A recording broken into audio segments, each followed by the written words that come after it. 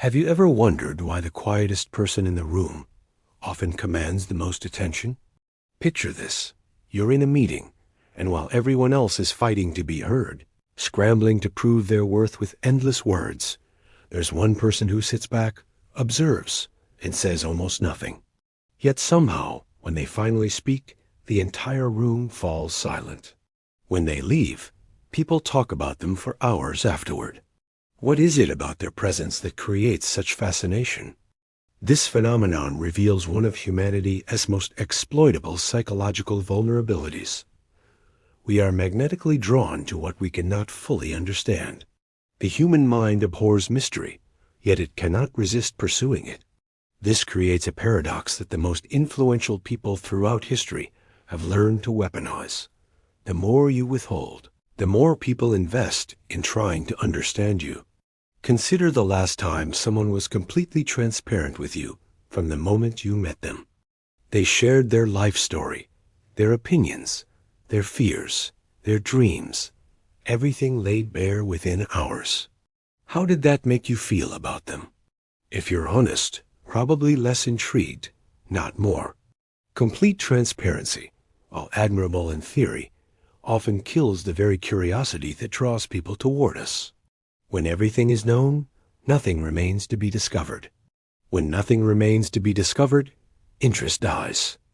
Now contrast that with someone who revealed themselves slowly, in layers, keeping certain aspects of their thoughts and feelings just out of reach.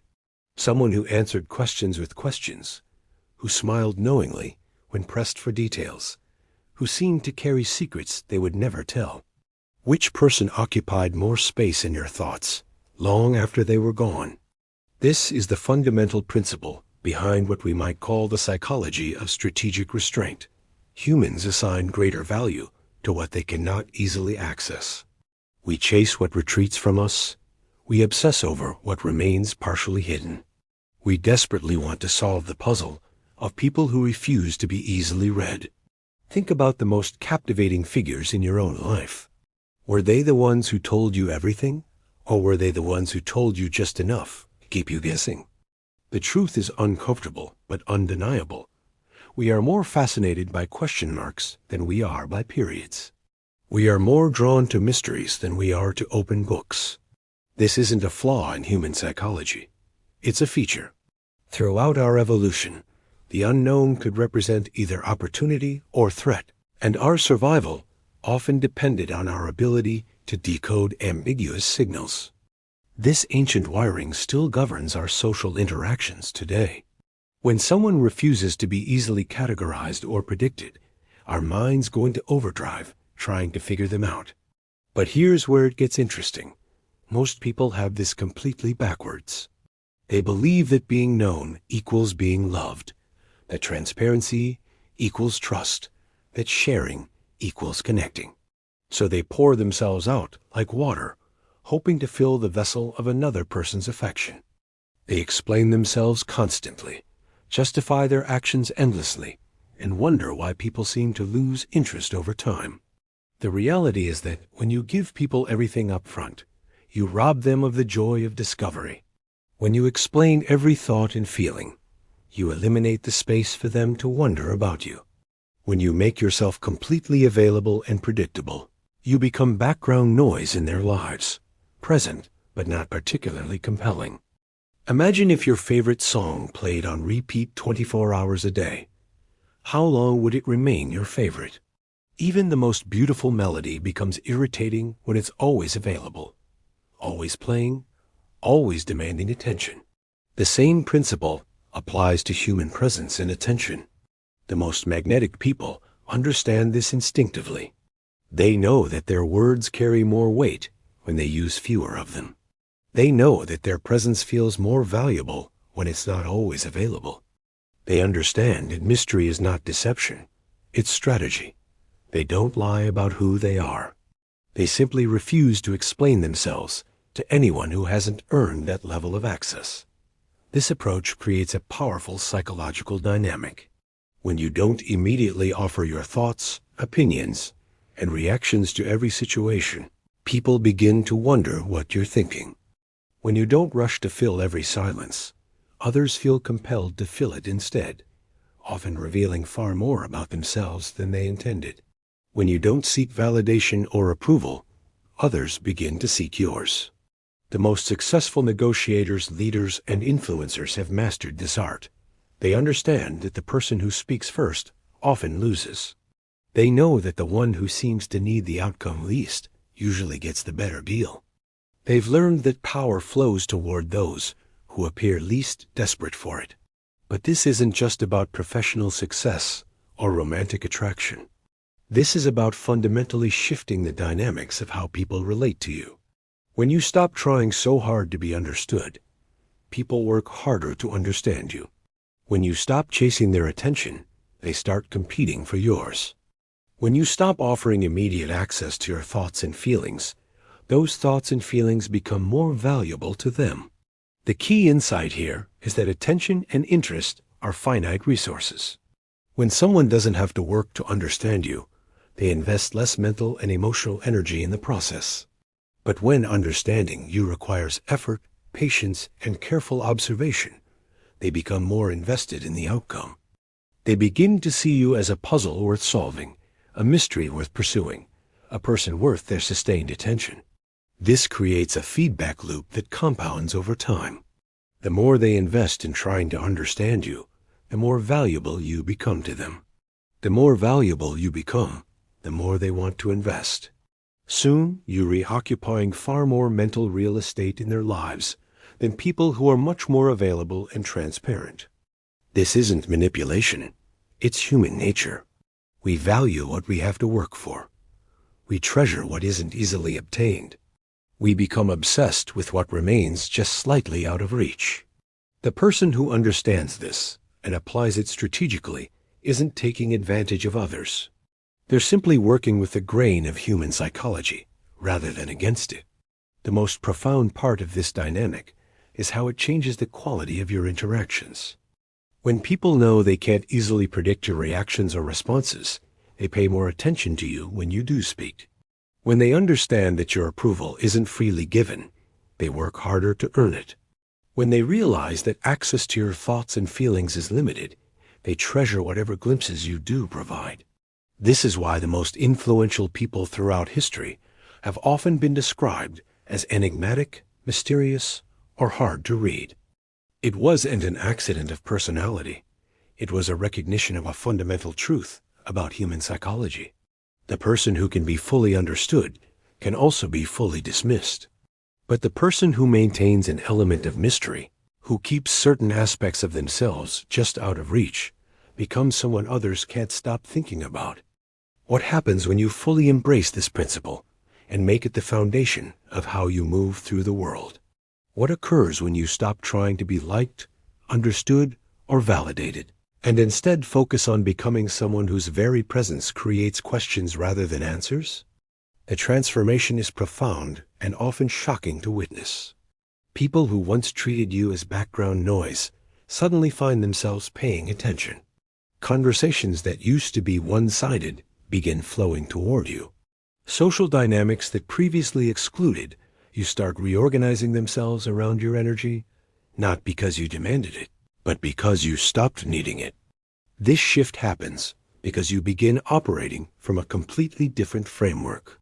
Instead of entering every interaction wondering what you can get, attention, approval, validation, you enter wondering what others need to prove to themselves. Instead of working to impress others, you let them work to impress you. Instead of filling uncomfortable silences, you let the discomfort do its work. The silence becomes your most powerful tool. Not hostile silence or passive-aggressive withdrawal, but calm, confident quiet that carries weight.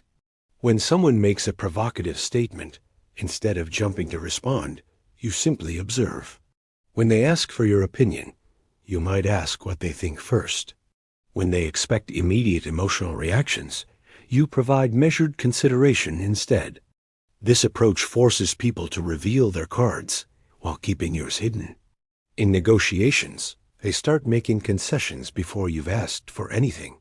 In conflicts, they escalate emotionally while you remain centered, making them appear unstable by contrast. In social situations, they compete for your attention while you appear to need nothing from anyone. The effect is multiplicative.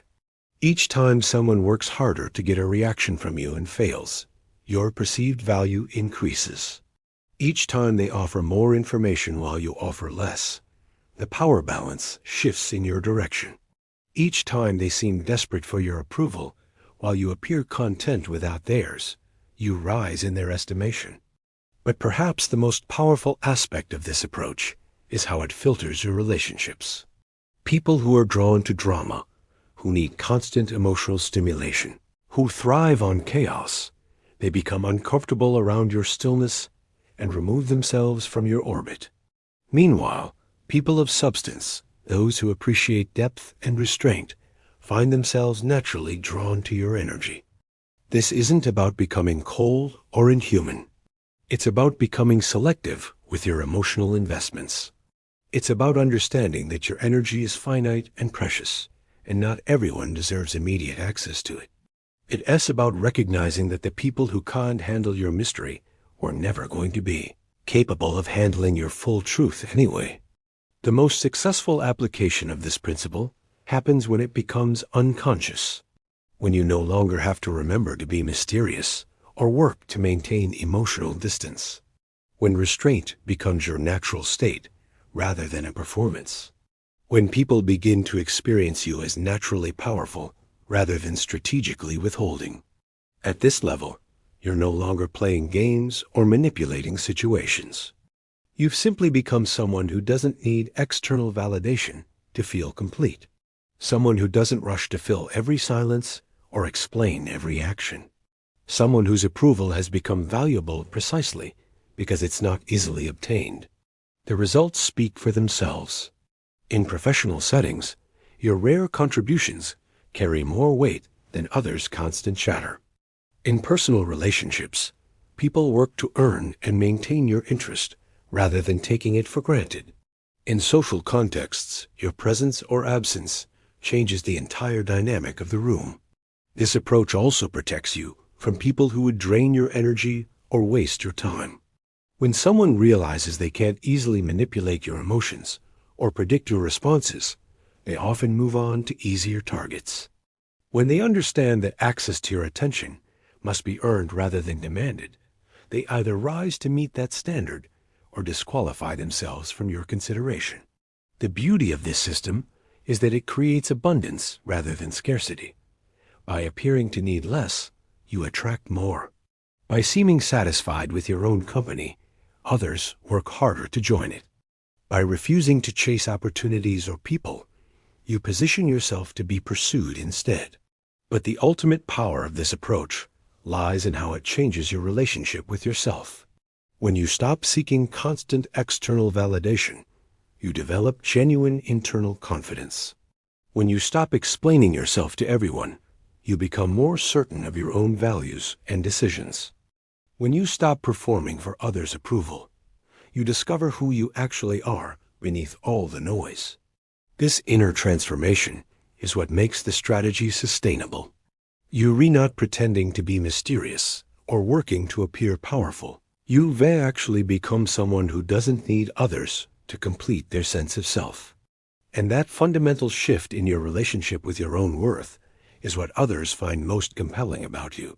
The person who has truly mastered this understands that their presence is a gift to be given selectively, not a performance to be offered freely. They know that their thoughts and opinions have value precisely because they don't share them with everyone. They understand that their attention and energy are resources to be invested wisely, not scattered carelessly. In the end, this isn't about becoming manipulative or calculating. It's about understanding your own worth and refusing to diminish it by making it too easily available. It's about recognizing that mystery and restraint aren't barriers to connection. They re the foundation of the deepest and most meaningful connections you'll ever have. The world is full of people desperately trying to be seen, heard, and understood. The person who is comfortable remaining partially unknown, who doesn't need to be fully decoded by everyone they meet, who can sit comfortably in ambiguity, that person becomes magnetic by default. not because they're playing a game, but because they've transcended the need to play at all.